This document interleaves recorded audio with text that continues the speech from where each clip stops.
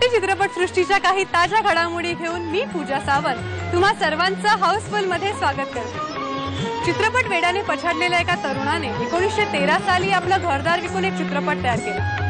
या तरुणाने त्याच्या स्वप्नातही विचार केला नव्हता की त्याच्या या चित्रपटामुळे जगातल्या सर्वात मोठ्या व्यावसायिक चित्रपटसृष्टीची मुहूर्तमेढ रोवली जाणार आहे। हा तरुण पुढे जाऊन चित्रपटसृष्टीचा जनक ठरला।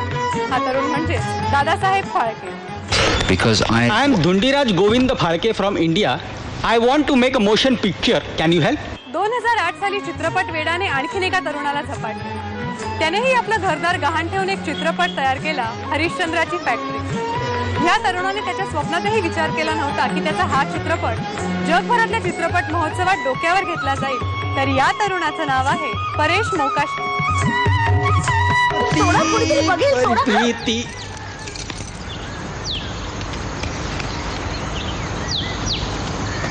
घाबरतो की काय? माझी बायको आहे। हो सोड। काय? माझा भाऊ आहे, मला बहीण पण आहे। UTV प्रस्तुत व मयसभा निर्मित या चित्रपटाचं लेखन व दिग्दर्शन केलंय स्वतः परेश मोकाशी यांनी। नंदू माधव, विभावरी देशपांडे आणि संदीप पाठक यांच्या अभिनयाने नटलेला हा चित्रपट गेल्या वर्षीच्या राष्ट्रीय आंतरराष्ट्रीय चित्रपट महोत्सवात गाजला आणि गाजत आहे।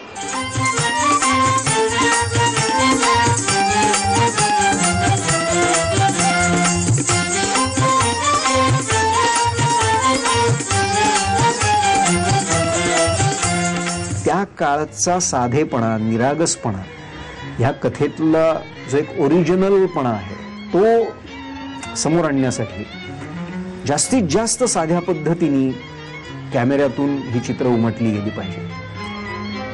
तर अशा प्रकारचे काही अत्यंत धाडसी आणि रंजक निर्णय आम्ही घेतले की ज्याच्यामुळे हा चित्रपट माझ्या मनात आणि माझ्या स्क्रिप्टमध्ये जसा होता तो जसाच्या तसा उमटवण्यात आम्हाला यश मिळालं। तुम्ही कशाला करता हे धंदे परिस्थिती नसताना?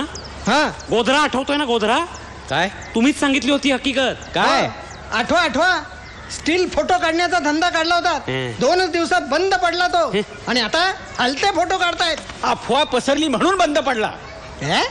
फोटो काढला की कॅमेरा माणसातली शक्ती शोषून घेतो आणि माणूस मरतो, अशी अफवा पसरली होती तुमच्यासारख्या लोकांनी। आम्ही काही का असे ना, बुडाला ना धंदा।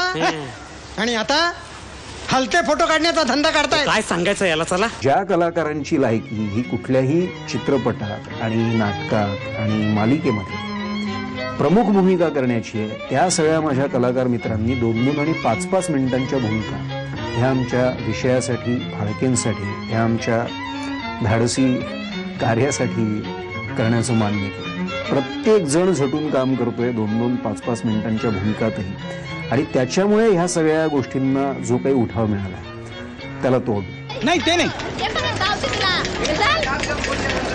नाटकात काम करणार,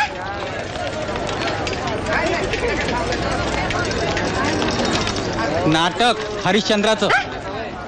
ही ऐतिहासिक जी व्यक्तिरेखा असते, जी होऊन गेलेली एक व्यक्ती आहे, तर त्याचं मोजमाप, त्याची लांबी रुंदी, त्याची उंची हे सगळं ठरलेलं आहे। तुम्हाला आता त्याच्यात जाऊन बसायचं आणि त्याची कुठलीही उसण तुम्हाला उसवायची नाही, कुठलाही धागा उसवायचा नाही, आणि ते तुम्हाला लोकांपर्यंत नेऊन त्याचं कार्य आणि त्यांची जी काही गोष्ट आहे ती दाखवायची आहे। तर ती मला जास्ती आव्हानकारक वाटत होती आणि त्या पद्धतीने काम करण्याचा प्रयत्न केलेला आहे। ते घरच्यांना सांगायला म्हणजे अहो सगळ्या गोष्टी आपण घरच्यांना सांगू शकत नाही। आपण काय सांगतो?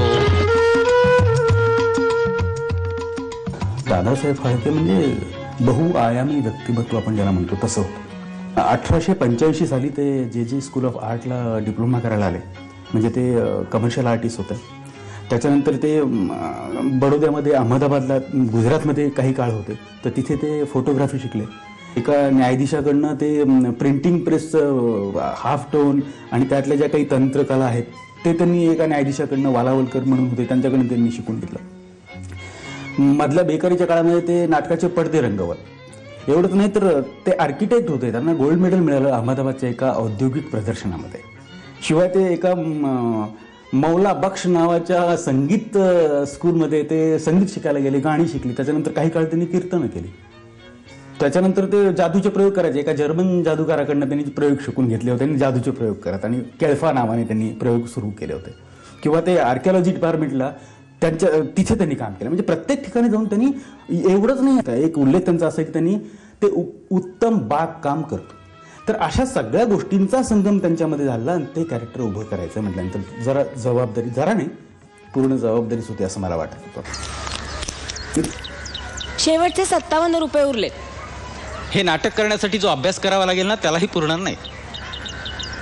थांबा.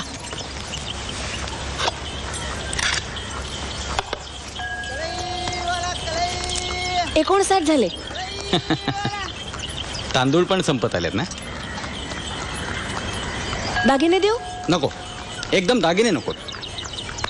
होईल. तुला असं नाही वाटत की आपल्या घरात सामान फार आहे? परेशनी फार सुंदर पद्धतीने सरस्वतीबाईंची भूमिका मुळात संहितेत मांडलेली आहे. बाळासाहेबांविषयी लिहिलं गेलेलं आहे, बरेचसे तपशील आहेत, पण सरस्वतीबाईंविषयी खूप लिहिलेलं नाही की त्या कशा होत्या, काय होत्या. त्यामुळे तसं डिटेलिंग अवेलेबल पुस्तकांमधनं नसलं. काही उल्लेख आहेत, काही तपशील आहेत, तरी सुद्धा परेशनी त्यातनं त्याला ज्या सरस्वतीबाई दिसल्या त्या अतिशय सुंदर पद्धतीने त्या संहितेत आणल्या. दादासाहेब फाळक्यांच्या दृष्टीवर, ज्याला आपण विजन म्हणतो, त्याच्यावर तिचा पुरेपूर विश्वास, तिची श्रद्धा, हे मला तिचं खूप मोठं बलस्थान वाटतं. आश्चर्यचकित करणारी जादू.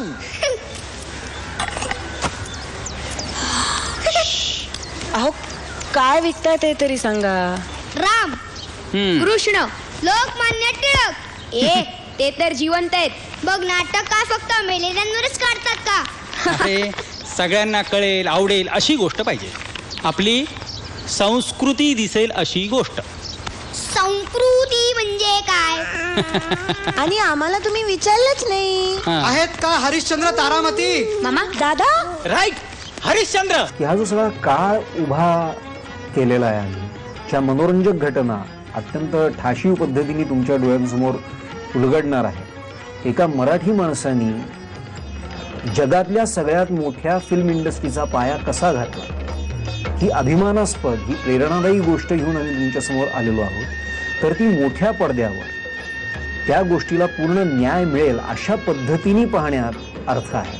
Because I am Dhundiraj Govind Phalke from India. I want to make a motion picture. Can you help? चमत्काराशिवाय नमस्कार नाही.